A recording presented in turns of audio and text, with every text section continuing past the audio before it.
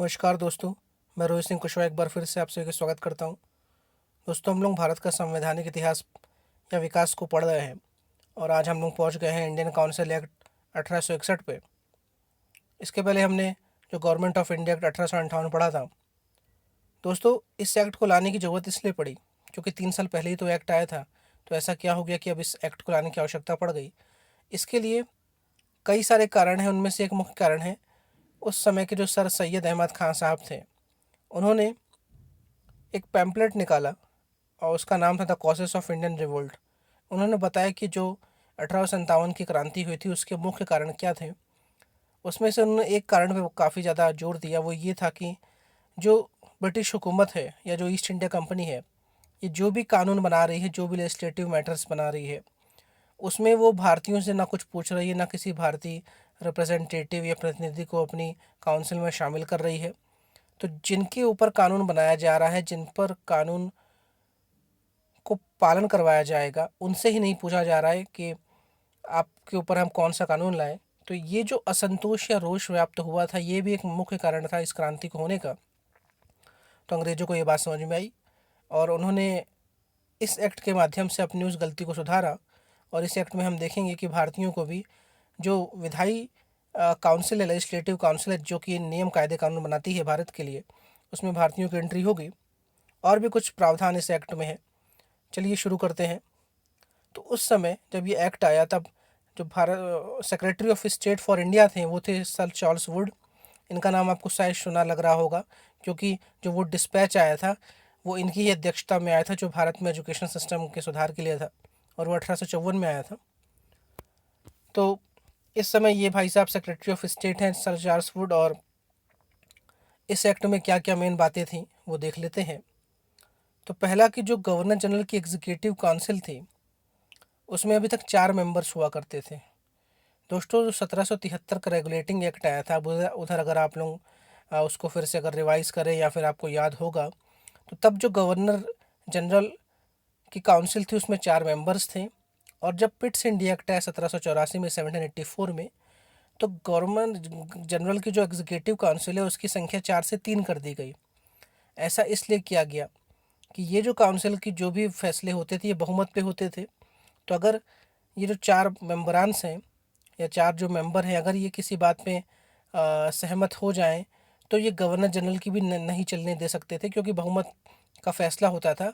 और उस समय एक मेंबर थे फ्रांसिस नाम के, उनकी जो उस टाइम के गवर्नर जनरल ऑफ बंगाल थे वॉरेन हेस्टिंग, उनसे नहीं पटरी खाती थी। और वो कई मामले में वॉरेन हेस्टिंग के जो फैसले थे उसको या पूरा नहीं करवाते थे, या फिर वो ऐसा कोई डिसीजन लेने नहीं देते थे। और इसी बात को देखते हुए जो पिट्स इंडिया एक्ट आया था, उसमें जो एग्जीक्यूटिव काउंसिल थी उसकी संख्या 4 से 3 कर दी गई थी। मतलब गवर्नर जनरल को मिला के 3 मेंबर्स होंगे। और बाद में फिर इसको रिइंस्टेट किया गया। तो आज जो हम देख रहे हैं इस एक्ट के माध्यम से, इस टाइम जो भारत का जो गवर्नर जनरल ऑफ इंडिया है, या उसी को हम वाइसराय ऑफ इंडिया कह रहे हैं, उसकी एग्जीक्यूटिव काउंसिल में एक और मेंबर की एंट्री करी गई। अब कुल मेंबर्स हो जाएंगे 5, और वाइसराय को मिलाकर टोटल 6 लोग रहेंगे एग्जीक्यूटिव काउंसिल में। तो जो 5वें मेंबर जोड़ा गया, ये वित्त मंत्री मेंबर रहेगा, एक तरह से फाइनेंस मेंबर रहेगा और फाइनेंस का काम देखेगा।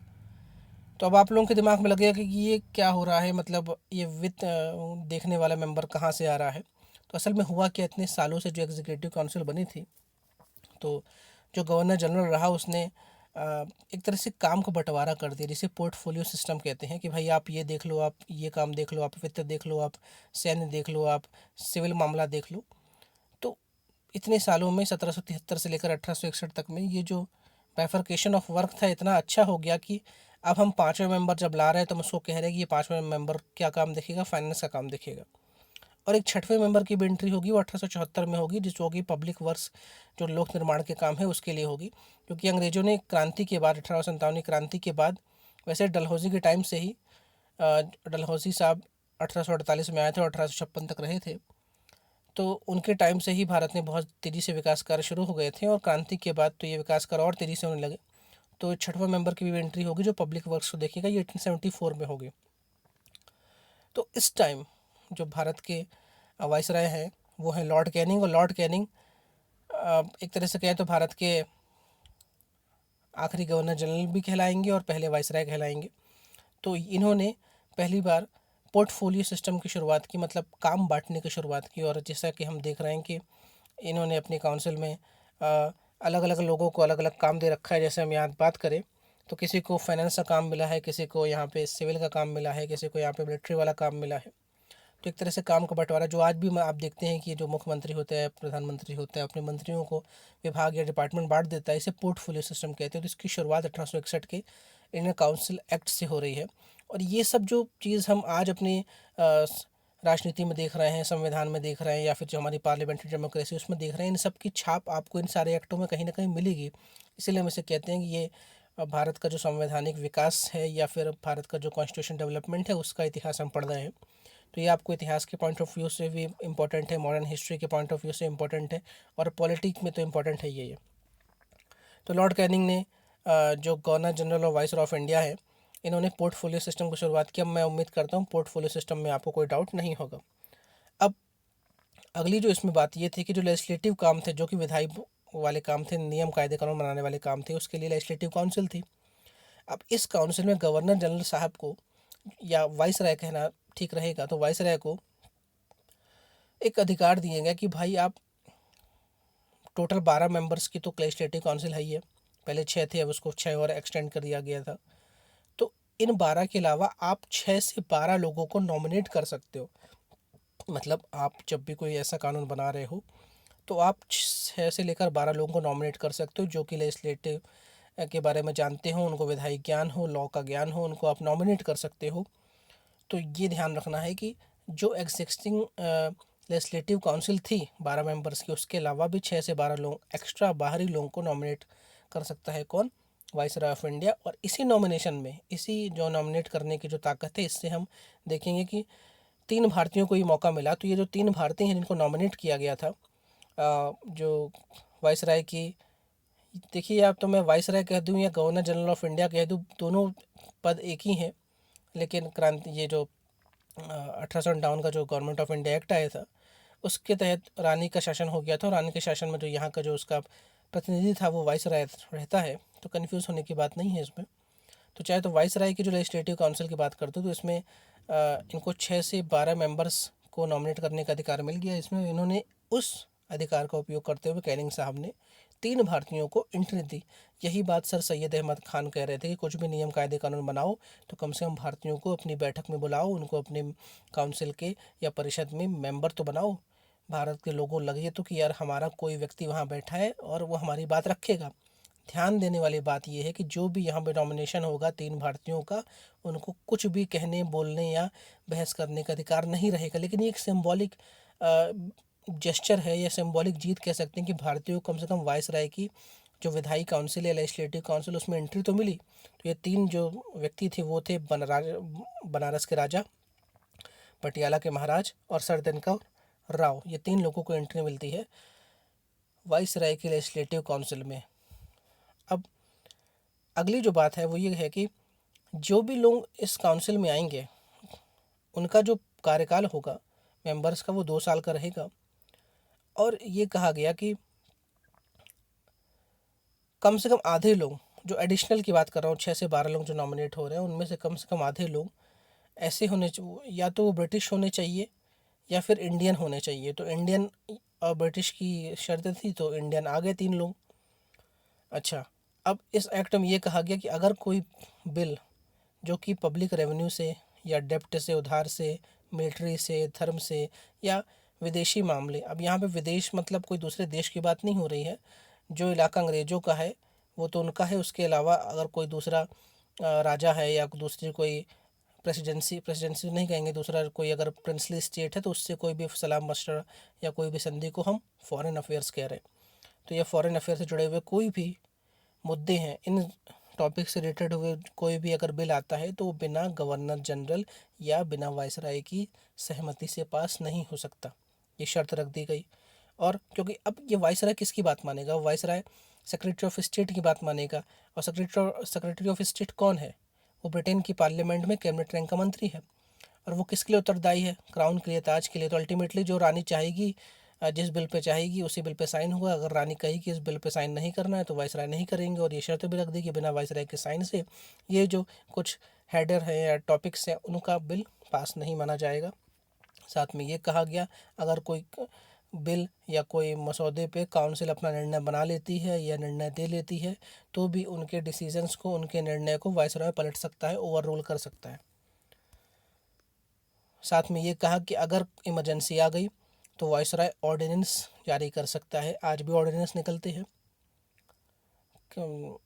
अगर केंद्र सरकार की बात करें तो राष्ट्रपति निकालते हैं, राज्य सरकार की बात करें तो राज्यपाल निकालते हैं, गवर्नर निकालते हैं। तो ये तब निकलते हैं ऑर्डिनेंस जबकि जो सदन है वो उसकी प्रोसीडिंग चल ना रही हो, उसकी कार्रवाई जब नहीं चलती रहती तब अगर कोई देश हित में या राष्ट्र हित में कोई ऐसा मसले होते हैं जिस पर कानून बनाना कंपलसरी होता है, ज़रूरी हो जाता है, तो ऑर्डिनेंस निकाला जाता है। इसे हिंदी में अध्यादेश कहते हैं। तो इसकी शुरुआत भी एक तरह से 1861 का जो इंडियन काउंसिल एक्ट है उसमें हो रही है। तो कहा है कि अगर इमरजेंसी की कंडीशन है तो गवर्नर जनरल बिना अपनी काउंसिल से पूछे भी ऑर्डिनेंस निकाल सकती है। साथ में ये कहा गया कि अगर गवर्नर जनरल ऑफ इंडिया या वाइसरॉय ऑफ इंडिया कुछ ऐसा कानून बनाता है जो कि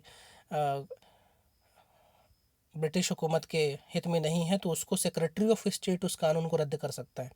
मतलब ऐसा नहीं कि ऑटोक्रेटिक नहीं हो जाएगा, वाइसरॉय अपने मन से काम करेगा। साथ में 1833 के एक्ट में जो कानून बनाने का पावर जो नीचे वाली प्रेसिडेंसी के पास था, जैसे बॉम्बे प्रेसिडेंसी के पास था, मद्रास प्रेसिडेंसी के पास था, ये हमने छीन लिया था और ये हमने सेंट्रलाइज कर दिया था किसको, जो आपकी बंगाल प्रेसिडेंसी थी। और साथ में उसकी हमने लेजिस्लेटिव जो काउंसिल की संख्या थी वो 6 से 12 कर दी थी। तो ये जो सेंट्रलाइजेशन ऑफ हुआ था कानून बनाने का या लेजिस्लेशन बनाने का, उसको फिर डिसेंट्रलाइज किया गया और फिर से जो मद्रास वाली प्रेसिडेंसी है और जो बॉम्बे वाली प्रेसिडेंसी है उसको लेजिस्लेटिव राइट्स दे दिए गए। मतलब वो अपने क्षेत्राधिकार में कानून बना सकती है। तो ये हमने छीना कब था, 1833 के एक्ट में। अच्छा, अब अगली बात कर लेते हैं कि जो वाइसरॉय रहेगा वो पूरे भारत देश के लिए, जहाँ भी कंपनी का शासन है, जो भी एरिया है वहाँ के लिए वो रूल बना सकता है। आज हमारे साथ भी ऐसा है कि भाई केंद्र सरकार के पास केंद्र सूची में अधिकार है और नियम बनाने का, राज्य सरकार के पास राज्य सूची में अधिकार है नियम बनाने का, और एक समवर्ती कंकरेंट लिस्ट है जिसमें दोनों कानून बना सकते हैं। लेकिन अगर केंद्र सरकार ने कानून बना दिया तो राज्य सरकार का कानून नल एंड वॉइड हो जाएगा, या फिर राज्य सरकार अगर उस किसी कंकरेंट लिस्ट के किसी टॉपिक पे या किसी मद पे, आइटम पे अगर केंद्र सरकार का कोई लॉ है तो राज्य सरकार लॉ नहीं बना सकती। मतलब एक तरह से सुपीरियर है कंकरेंट लिस्ट में। और यही कुछ बात यहाँ भी है कि अगर पूरे देश के, पूरे ब्रिटिश टेरिटरी के लिए अगर वाइसराय ने कोई कानून बना दिया तो फिर वो उस हेडर पे या उस टॉपिक पे, उस आइटम पे, उस मद पे, जो ये लोकल प्रेसिडेंसी है, मतलब छोटी प्रेसिडेंसी बंगाल, वो सॉरी मद्रास और बॉम्बे वाली, वो कानून नहीं बना सकती। साथ में ये कहा गया कि भाई नई प्रोविंसेस आप बना लीजिए, ये अधिकार दिए गए। और कहा कि भाई गवर्नर की सहायता के लिए लेफ्टिनेंट गवर्नर या जैसे उपराज्यपाल कहते हैं उसका पद आप बना सकते हैं।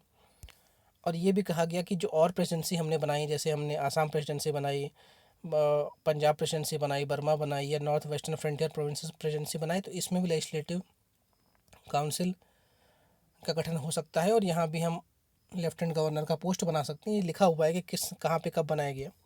अब इसके कुछ असेसमेंट देख लेते हैं कि भाई ये अच्छा क्या था, बुरा क्या था। तो पहली बात तो ये थी कि जो लेजिस्लेटिव काउंसिल थे वाइसराय की, वो उसका रोल बड़ा लिमिटेड था। हमने देख लिया है कि अगर वो कोई कानून बनाते हैं तो उसको वाइसराय ओवर रोल कर सकता है। वाइसराय चाहे तो उनसे बिना पूछे भी ऑर्डिनेंस निकाल सकता है। वाइसराय चाहे तो कुछ जैसे फॉरेन अफेयर्स हो गया या मिलिट्री हो गया, रिलीजन हो गया, डेप्ट हो गया, फाइनेंस हो गया, ऐसे टॉपिक्स पे बिना उसकी सहमति से कोई कानून बनेगा ही नहीं। तो एक तरह से जो लेजिस्लेटिव काउंसिल है उसका जो रोल है वो लिमिटेड हो गया, और साथ में एक तरह से एडवाइजरी भी होगी। और जो इंडियन मेंबर्स हैं उनको तो बोलने का भी अधिकार नहीं है, सिर्फ वो प्रोसीडिंग या जो बैठक उसमें भाग ले। और इंडियन का नॉमिनेशन शुरू हो गया। एक तरह से भारतीयों की एंट्री हो गई विधायी कार्य में। और डिसेंट्रलाइजेशन हमने देख ही लिया कि भाई जो बॉम्बे प्रेसिडेंसी और मद्रास प्रेसिडेंसी है उनके पास फिर से कानून बनाने का अधिकार आ गया, और गवर्नर जनरल यानी वाइसरॉय को ऑर्डिनेंस की एक पावर मिल गई, एक एब्सोल्यूट पावर मिल गई। तो ये जो सारी बातें हमने की, ये इंडियन काउंसिल एक्ट 1861 या 1861 का है। और उसके बाद हम 1892 का एक्ट देखेंगे, तो वो हम बात करेंगे अगले वीडियो में। तब तक के लिए धन्यवाद। जय हिंद।